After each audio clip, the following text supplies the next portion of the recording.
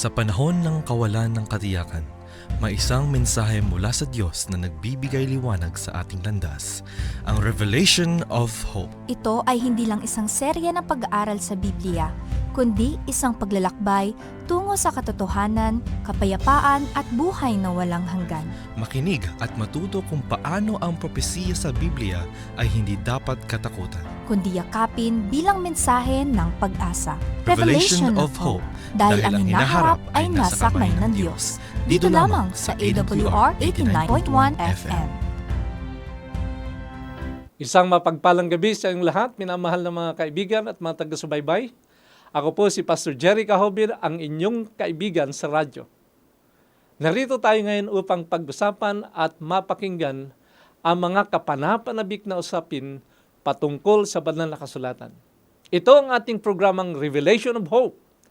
Para sa inyong mga katanungan, pwede kayong tumawag o mag-text sa ating mga numerong 0917-1742777, 0917-1742777 at sa 0968-8536-607 or 0968-8536-07. Ang ating pong pag-aaral ay nakasentro sa pamilya at pag-asa sa pahayag ng pag-ibig ng Diyos. Sa ating unang episode, pag-uusapan natin kung paano matatagpuan ng isang pamilya ang pag-asa sa kabila ng mga bagyo ng buhay. Ano man ang pagsubok na inyong kinakaharap, may tiyak na pag-asa na matatagpuan kay Kristo. Sa pauna, ay gusto ko pong dalhin ang inyo pong isipan sa isang talata na napasulat sa aklat ni Jeremias, Kabanata 29, ang talata ay 11.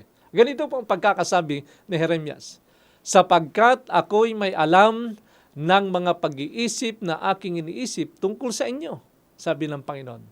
Mga pag-iisip na ukol sa kapayapaan at hindi ukol sa kasamaan, upang bigyan kayo ng pag-asa sa inyong hinaharap.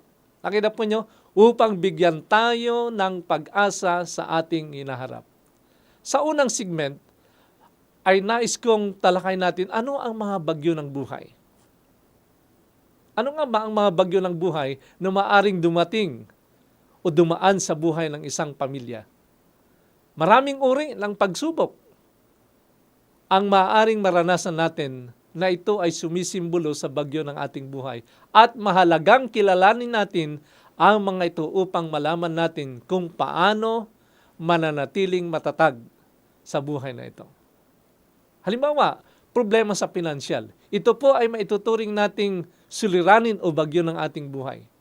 Isa sa makaraniwang pagsubok ng pamilya ay ang kakulangan sa pinansyal.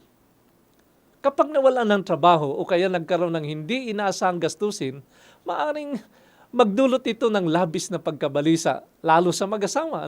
At meron silang mga anak na mga pinapaaral at pagkatapos ito po ay babangon. Minamahal na kaibigan, meron pong binabanggit dito ang Biblia sang-ayon po sa 2 Korinto, Kapitulo 9, ang talata po 11. Ganito po ang sabi po ni Pablo.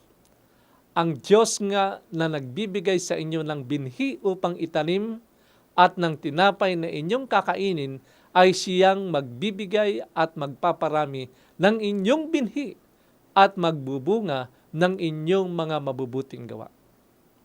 Ano pong sabi? Ang Diyos ang siyang nagkakaloob at nagpaparami ng ating pong mga binhi o yung mga bagay na ating tinatangkilik. Siya po ang may kapangyarihan nito para magkaroon tayo ng sapat. Sa gitna ng kagipitan, ang pagtitiwala sa Diyos at ang pagkakaroon ng maayos na pagpaplano ay makakatulong sa pagharap sa mga hamon.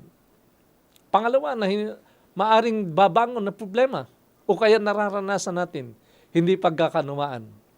Ang hindi pagkakaintindihan sa mga tampuhan ay natural na bahagi ng bawat pamilya sa kanilang mga relasyon, di ba?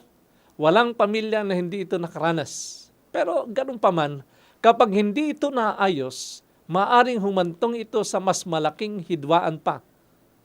ng bawat membro o sa gitna ng membro ng bawat pamilya. Pero minamahal na mga kaibigan, patuloy na sinasabi ni Pablo na kanyang isinulat sa mga taga-Efeso Kapitulo 4, ang talata ay 32. Ngunit maging mabait kayo at maunawain sa isa't isa. Nakita po niyo, maging mabait daw tayo at maunawain sa isa't isa. Mapagpatawad kayo sa isa't isa tulad ng pagpapatawad sa inyo ng Diyos sa pamagitan ni Kristo. Minamahal ng mga kaibigan, sa kabila ng merong hidwaan, tayo na nakaintindi sa mga pangyayari sa buhay na ito, ang sabi ng Biblia, maging mapagpatawad tayo. Maging maunawain tayo sa ating mga kasamahan sa pamilya. Ang komunikasyon ay pairalin natin. Ang pagpapatawad ay ating maging gawi nawa sapagkat ito ang mga susi upang mapanatili ang pagkakaisa at pagmamahalan sa loob ng pamilya. Pangatlong bagyo o problema na aring dumating o kaya nararanasan natin sa kasalukuyan, sakit at kalungkutan. Kapag may nagkakasakit o kaya po ay nagkaroon tayo ng problema, tayo po ay nalulungkot. Ano po? Ito ay isang matinding bagyo rin na maaring dumaan sa ating pamilya. Pero sasabihin ko po sa inyo, sa mga panahon ng kalungkutan, ang Diyos ay nagbibigay ng kapanatagan at aliw. Sa kabila na tayo po ay nakakaranas ng karamdaman, pagkakasakit, kaibigan, sasabihin ko sa inyo, wala tayong ibang malalapitan, unang-una ang Diyos, sapagkat Siya ang nagkakaloob ng kagalingan sa anumang karamdaman na maaring meron tayo sa kasalukuyan. Ano pang mga bagay na maaring dumating sa ating buhay? Well, pagkawala ng mahal sa buhay, isa sa pinakamabigat na pagsubok ay ang mawalan ng mahal sa buhay.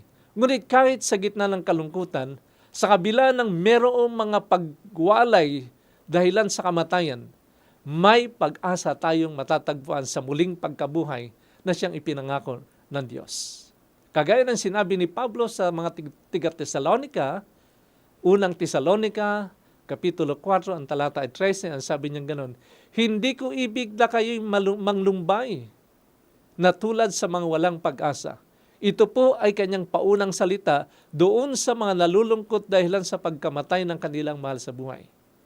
Pero sa pagpapatuloy kung babasahin natin ang tala, binabanggit na ni Pablo na bagaman ang inyong pamilya ay pinaghiwa-hiwalay ng karanasang kamatayan, ang pag-asa ng buhay ay muling masusupungan sa ating Panginoon sapagkat Siya ang may kapangyarihan na muling buhayin ang mga namatay sa Kanya at pagsasama-samahin muli tayo bilang isang pamilya. Meron akong isang ibabahagi sa inyo na ito'y karanasan sa Biblia, ang bagyo sa dagat na naranasan ng mga disipulo. Ngayon, balikan natin ang isang mahalagang kwento sa Biblia na ito ay nagtuturo ng pagtitiwala sa Diyos sa gitna ng mga bagyo na dumarating sa atin. Sa Mateo Kapitulo 8, ang talata ay 23 hanggang 27, ito po ay nagsasalaysay ng isang pangyayari kung saan ang mga alagad ay sumakay sa bangka kasama si Jesus. Nang dumating ang isang malakas na bagyo o unos, samantalang sila ay naglalayag, natakot ang mga alagad. At ang ginawa nila, ginising si Jesus. Bagaman naroon si Jesus sa bangka, nag-alala ang mga alagad at naisip nilang sila ay mapapahamak. Subalit alam mo kaibigan, sa isang salita lamang ni Jesus, tumigil ang bagyo at nagkaroon ng katahimikan sa kanilang paligid samantalang sila ay naglalakbay o naglalayag. Ang kwentong ito ay nagpapaalala sa atin na kahit gaano kalaki ang bagyo ng ating buhay, kayang pahupain ng Panginoon ang unos. Bilang pagmumuni-muni sa kwentong ito, ano ang inyong mga pinagdaraanan ngayon na maaaring ituring nating isang bagyo ng buhay? Maaari sabihin sa akin, Pastor, napakarami po. Pero sa kabila nito, paano natin ito dinadala? Paano natin ito minamanage? Ano po? Pangalawang nais ko pong itanong sa inyo, paano ninyo mailalapit ang inyong mga alalahanin sa Diyos?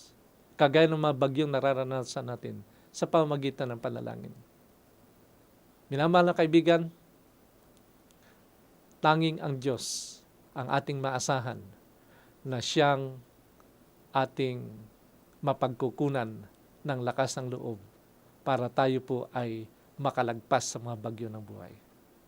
Sa ikalawang segmento o sa ikalawang bahagi, nais kong pag-aralan natin ang paghahanap ng pag-asa sa pahayag ng Diyos. Sa aklat ng pahayag o kaya Apokalipsis, makikita natin ang mensahe ng pag-asa at katiyakan. Bagamat puno ng mga simbolismo ang aklat na ito, malinaw ang mensahe nito, may kaligtasan at bagong simula sa Panginoon. Gusto kong ituon natin ang ating pansin sa isang talata na nasulat sa aklat ng Apokalipsis o pahayag. Kabanata 21, ang talata ay 4. Ganito po ang pagkakasabi, at papahirin niya ang bawat luha sa kanilang mga mata at hindi na magkakaroon pa ng kamatayan. Wala na ring magiging dalamhati, ni pagtangis, ni hirap pa man. Ang mga dating bagay ay lumipas na. Kaibigan, ito ay isang pangako ng Diyos na magbibigay ng kaginawahan sa lahat ng mga naghihirap ang kanilang kalooban. Isipin natin ang lahat ng sakit, kalungkutan, at hinanakit na ating nadarama sa buhay na ito. Isang araw, pangako ng Diyos na aalisin ang lahat ng ito. Hindi na natin kailangan mag-antay ng bagong langit at bagong lupa upang maranasan ang kapayapaan ng Diyos. Sa gitna ng mga pagsubok, maaari tayong magtiwala sa kanyang kapangyarihan at pag-ibig. Bilang isang pamilya, paano natin mapapanatili ang pag-asa sa panahon ng pagsubok na ito? Gusto ko pong mag-suggest sa inyo ng mga ilan. Una, pagkilala sa katapatan ng Diyos. Magbalik tanaw tayo sa mga nakaraang karanasan kung saan naranasan natin o naranasan ninyo ang tulong ng Diyos. Ang mga patutuo ng kanyang kabutihan ay nagbibigay ng lakas upang magpatuloy tayo sa buhay na ito na mayroong pag-asa sa piling ng ating Panginoon. Sangayon dun sa aklat na sinulat ni David sa awit 145 talatang 13. Ang sabing gano'n ni David, tapat ang Panginoon sa lahat ng kanyang mga pangako at mapagmahal sa lahat ng kanyang ginawa. Nakita po nyo? Ang sabi, tapat ang Panginoon sa lahat ng kanyang mga pangako. Ang Panginoon ay nangako siya na tayo ay tutulungan, na tayo ay sasamahan. Hanggang sa katapusan ng sanlibutan ito, hindi niya tayo iiwanan o pababayaan. Pangalawa, pagpapalakas ng pananampalataya. So pagkilala sa katapatan ng Diyos. Pangalawa ay pagkilala o pagpapalakas ng pananampalataya. Maglaan tayo ng oras, kaibigan, upang magbasa ng kanyang mga sulat. Itong ating Biblia, ang salita ng Diyos ay nagbibigay ng kapanatagan at direksyon sa ating buhay. Sang-ayon doon sa sulat na binabanggit ng ating pong tagasulat ng ating pong na siyang sinulat ng ating Biblia na kanina ikinukot natin mula pa sa mga sulat ni Apostol Pablo, ito po ay masusumpungan sa Roma, Kapitulo 10, ang talata ay 17. Ang sabi gayon, kaya't ang pananampalataya ay nanggagaling sa pakikinig at ang pakikinig ay sa pamagitan ng salita ni Kristo. Saan daw po? Sa pamagitan ng pakikinig ng salita ng ating Panginoon. At ang pakikinig ay sa pamagitan o ang pananampalataya ay nanggagaling sa pakikinig ng salita ng ating Panginoon sa pamagitan ng salita ni Kristo. Ang gusto ko pong sabihin, minamahal na mga kaibigan, magiging malakas ang ating pagtitiwala sa Diyos, ang ating pananampalataya sa Diyos, kung meron tayong inilalaang panahon para basahin ang salita niya o ang Biblia na ating pong pinaka-guide sa mga pagpapasya sa mga panahon ito. Pangatlong hakbang, pananatili sa panalangin. Ang panalangin ay isang malakas na sandata laban sa takot at pangamba. Alam niyo, sa tuwing tayo ay lalapit sa Diyos, binibigyan niya tayo ng kapayapaan. Kaya, binabanggit doon sa Pilipos, Kabanatang 4, ang talata ay 6. Ang sabihin, huwag kayong mabalisa tungkol sa anumang bagay. Sa halip, ipaalam ninyo sa Diyos ang lahat ng inyong mga kahilingan sa pamagitan ng panalangin ng may pasasalamat. Ano raw pong sabi? Huwag daw tayong mabalisa tungkol sa mga bagay, tungkol sa mga bagyo na dumarating sa ating buhay. Ang nais ng Diyos, ipaalam natin sa Kanya ang lahat ng makahilingang ito, sapagkat sa pamagitan ng panalangin, ay masasanay tayo na magtiwala sa Kanya at masasanay din tayo na Siya ang ating saklulo, laging tinatakbuhan, at doon ang Diyos gagampanan niya ang Kanyang bahagi na tayo tutulungan sa lahat ng pagkakataon. Sa pangatlong segmento ng ating pong pag-aaral, ano yung mga practical na paraan upang mapanatili ang pag-asa sa pamilya? Ngayon, naunawaan natin kung saan nagmumula ang tunay na pag-asa. Paano natin ito isasabuhay sa ating pamilya? Paano natin ito ngayon i-apply sa ating pong pamumuhay bilang isang pamilya? Magbibigay po ako ng ilan na mga bagay na siyang ating pong pwedeng gawin para po sa ganun ay patuloy nating madama ang pag-asa sa ating pamilya. Ang una, pananalangin bilang isang pamilya. Nasubukan niyo ba, minamahal na mga kaibigan, na kayo po ay naglaan ng panahon o oras upang sama-sama bilang isang pamilya, ay manalangin at mag-usal ng ating pong mga pasasalamat at kahilingan sa ating Diyos. Na ipagdasal ang bawat membro ng pamilya at ipagkatiwala ang mga suliranin o bagyo ng buhay sa ating Diyos. Isang simpleng family devotion. Ang ibig ko sabihin?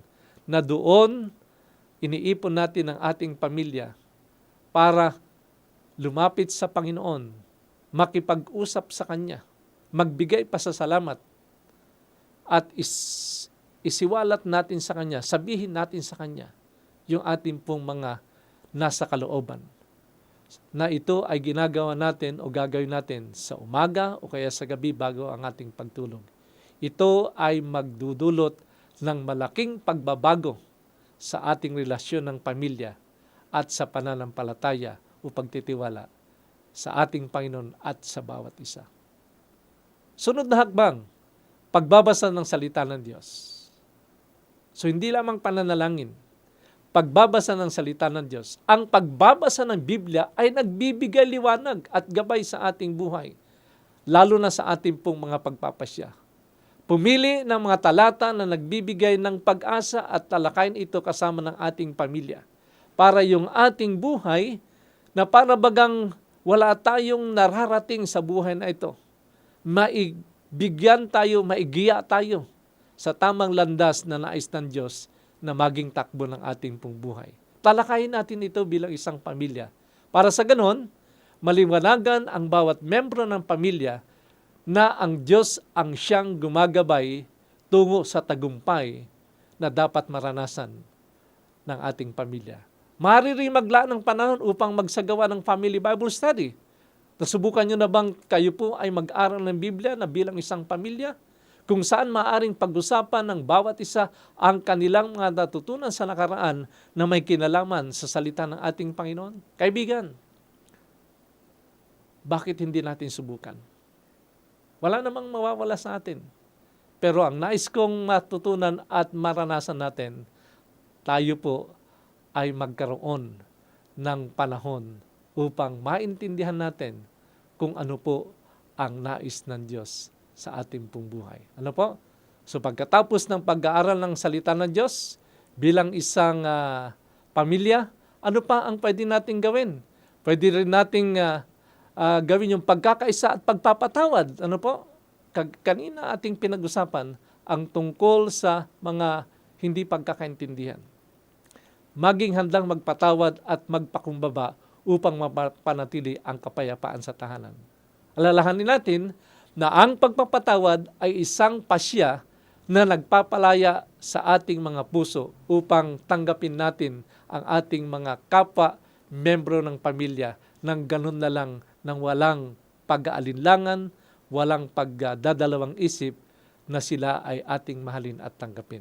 Alam niyo po, pagka ganun ang ating pamilya, masasabi ko sa iyo, bagaman may mga pagkukulang tayo sa mga pisikal ng pangailangan. Pero kapag ang pamilya ay masaya at nagkakaisa, may pagkakaintindihan, madaling nalulunasan ang problema sa tulong ng ating Panginoon. Kaya ang sabi doon sa Colossus 3:13, magpatawad kayo sa isa't isa. Kung mayroon kayong hinanakit laban sa iba, magpatawad kayong tulad ng pagpapatawad ng Panginoon sa inyo. So ito po ang sabi ng Panginoon. Kung ang Diyos pinapatawad tayo kapag tayo nagkukulang, nagkakasala, ganun din dapat ang ating maging ugali. Kapag medyo hindi natin naibigan yung gawin ng isa nating kasama sa pamilya, hindi natin naibigan yung kanyang mga salita, bakit hindi natin hilingin sa Panginoon na tulungan tayo na patawarin sila?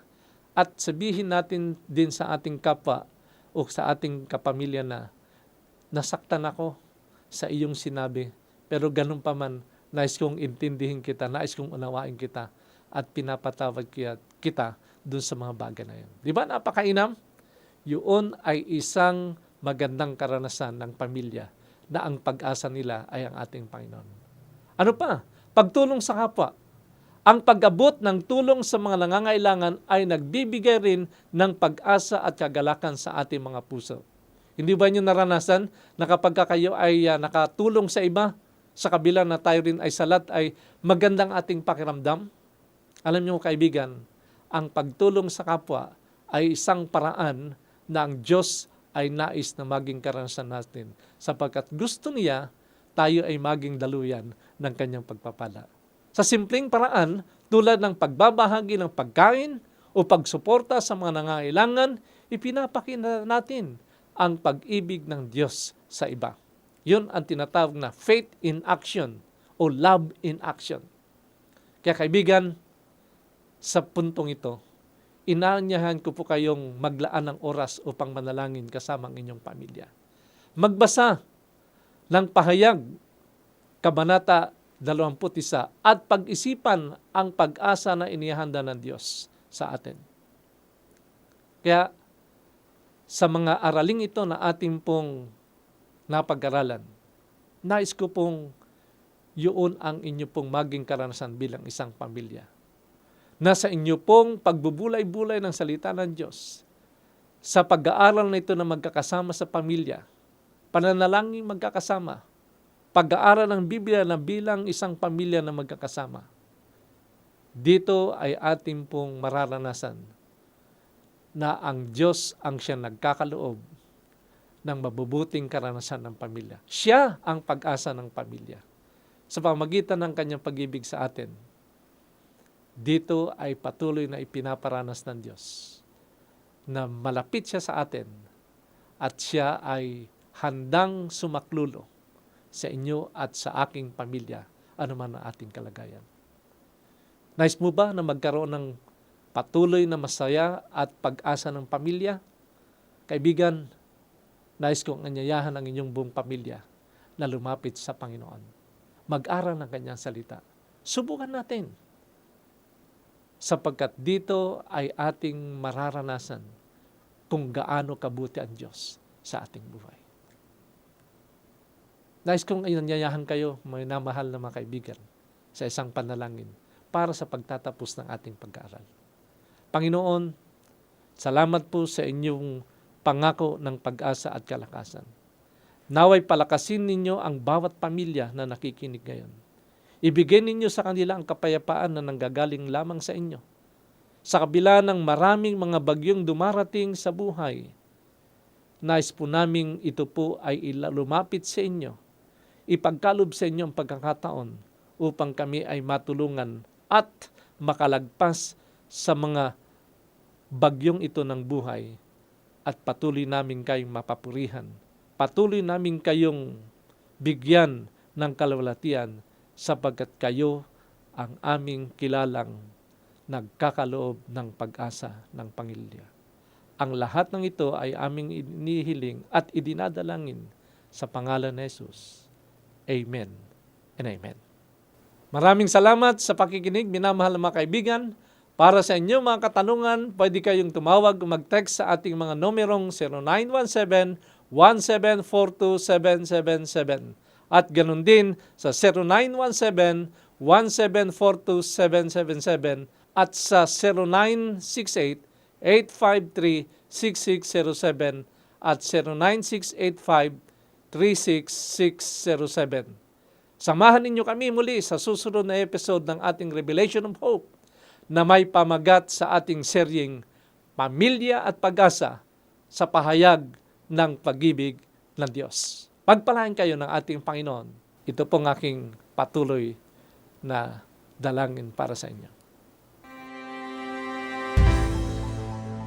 Sa panahon ng kawalan ng katiyakan, may isang mensahe mula sa Diyos na nagbibigay liwanag sa ating landas, ang Revelation of Hope. Ito ay hindi lang isang serye ng pag-aaral sa Biblia, kundi isang paglalakbay tungo sa katotohanan, kapayapaan at buhay na walang hanggan. Makinig at matuto kung paano ang propesiya sa Biblia ay hindi dapat katakutan. Kundi yakapin bilang mensahe ng pag-asa. Revelation of Hope, Dahil ang hinaharap ay nasa kamay ng Diyos. Dito lamang sa AWR 89.1 FM.